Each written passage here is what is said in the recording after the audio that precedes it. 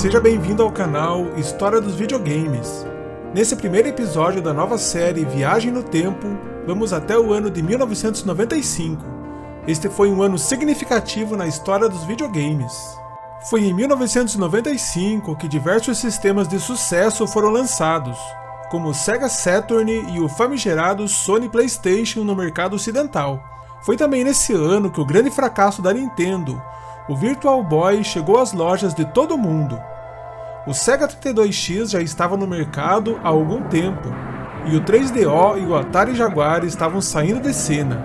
O Nintendinho e o Master já ficavam para trás no mercado nacional, e os sistemas de 16 bits estavam no seu auge, enchendo as locadoras de crianças e adolescentes para uma disputa de Street Fighter ou uma partida de International Superstar Soccer.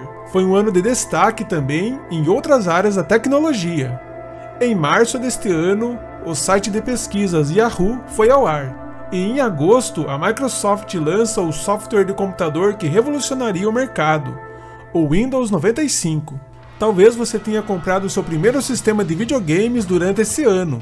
Foi em 1995 que comprei o meu clone do Nintendo 8 bits, um Pro System 8 da Chips do Brasil. Mas quanto custava um videogame no Brasil nessa época? Vamos agora viajar no tempo e descobrir o valor dos consoles de videogame mais famosos por aqui, em outubro de 1995. Está preparado? Então, vamos lá! A revista Super Game Power, na sua 19ª edição, de outubro de 1995, publicou uma matéria intitulada Escolha seu console. Esse artigo vai servir de base para descobrirmos quanto custavam os videogames nesse ano no Brasil. A moeda já era o real, a mesma que utilizamos hoje, só que muito mais forte na época. Hoje, quase 30 anos depois, ela desvalorizou bastante. Muitos sistemas de videogame estavam disponíveis em nosso mercado naquele ano, uma vez que Sega, Nintendo e outras empresas estavam presentes no mercado nacional. Vamos começar nossa viagem descobrindo quanto custava um dos consoles mais famosos por aqui, o Super Nintendo. Montado pela Playtronic na época, uma joint venture entre as marcas Estrela e Gradiente, um SNES nacional era vendido por R$ 319, segundo a revista Super Game Power. Era muito comum entrar em uma loja de eletro ou de departamentos, na época, e encontrar um belo expositor cheio de cartuchos para o Super Nintendo. Era muito legal ver os consoles à venda por todo lugar, bem diferente de hoje, em que, com raras exceções, vemos um sistema Nintendo nas lojas. Vamos usar a calculadora do Banco Central do Brasil e ver quanto custaria hoje um Super Nintendo original Playtronic. Em outubro de 1995, ele custava R$ 319. Hoje, com a correção de valor, não sairia por menos de R$ 3.000, mais exatamente R$ 3.070,36. Isso mesmo, não era nada barato comprar um Super Nintendo. Se fosse hoje, teria que desembolsar quase 3 salários. Vamos ver uma propaganda Playtronic da época. Depois do 2 em 1 e do 3 em 1, chegou o 4 em 1 da Nintendo. É game grátis. Game grátis, game grátis, game grátis, game grátis.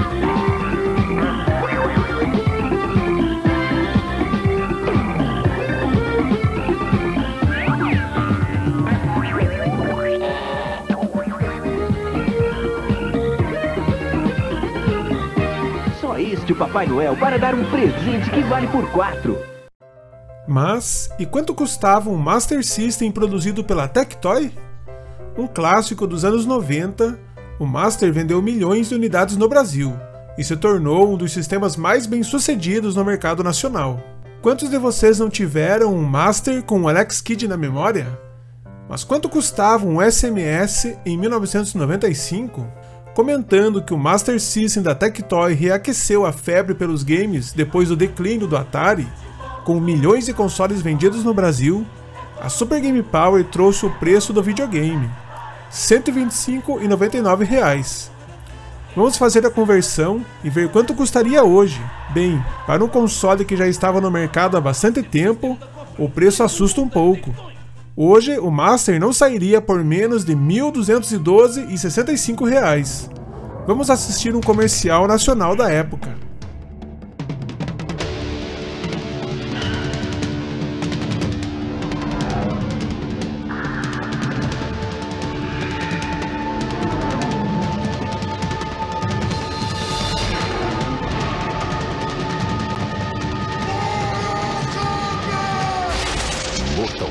2 para Master System.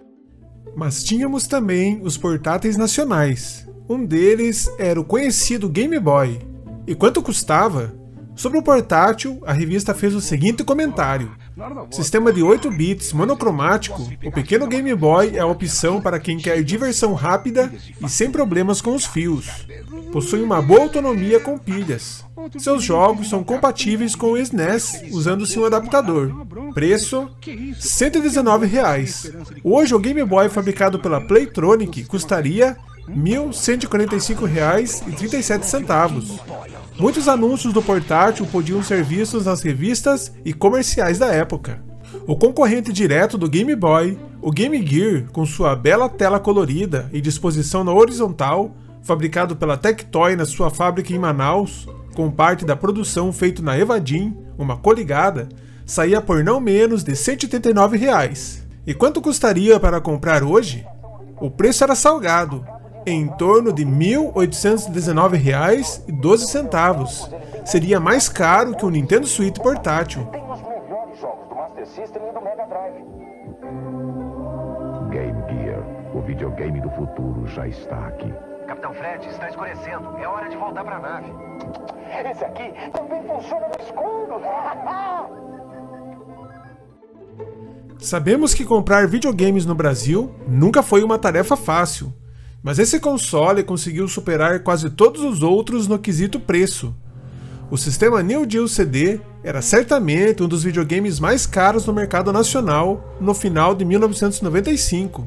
A revista comentou: os jogos para o Neo Geo CD têm bom visual e são legais de jogar. Todos os jogos de arcade da SNK estão disponíveis no Neo Geo CD.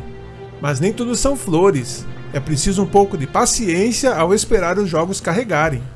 Caso você queira trazer para casa bons jogos de arcade, vale a pena pensar nesse investimento. Valor: R$ 650.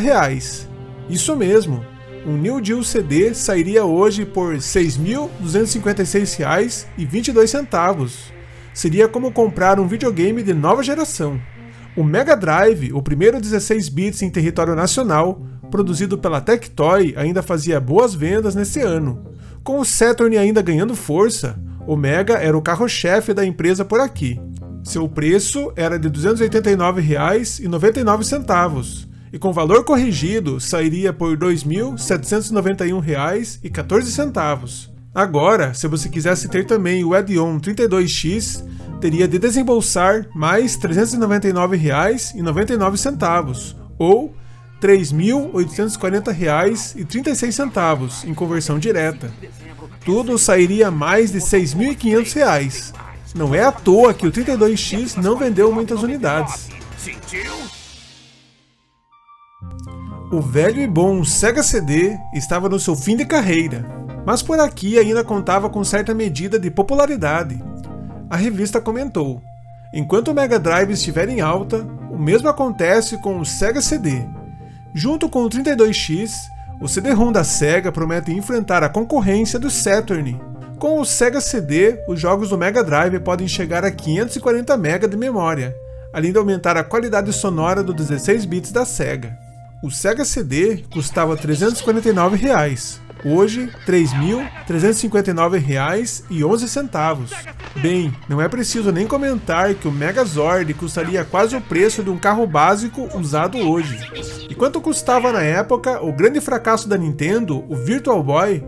A revista disse que o novo portátil da Nintendo herda do seu antecessor Game Boy as duas cores. Aqui, vermelho e preto dão o tom. A tecnologia 32 bits permite a sensação de 3 dimensões. 4 títulos fazem parte do primeiro pacote, mas outros já estão na boca do forno.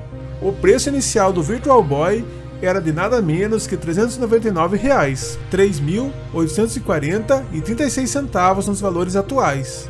Em pouco tempo estaria sendo vendido pela metade do preço, e pouco tempo depois quase dado. Hoje é caríssimo.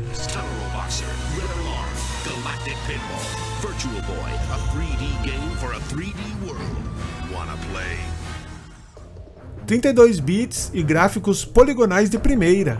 Essa era a novidade do momento, o Sega Saturn. Lançado no mercado nacional quase que simultaneamente com o americano, o Saturn era o queridinho e mais poderoso sistema do mercado nacional. Montado pela Tectoy, custava absurdos R$ 899, ou R$ 8.661,50 com valores corrigidos. Quem poderia ter um videogame tão caro? Certamente o Saturn era um produto para poucos privilegiados. Vamos dar uma olhada em um comercial da época. Sega Saturn.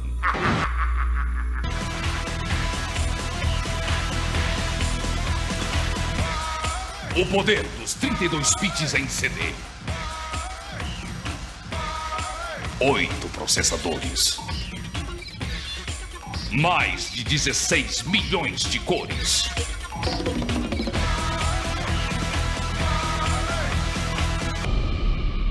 Sega Saturn. Por fim, o NES, ou Nintendinho, como era conhecido por aqui. Talvez esse videogame foi a porta de entrada para muitos que jogam até hoje.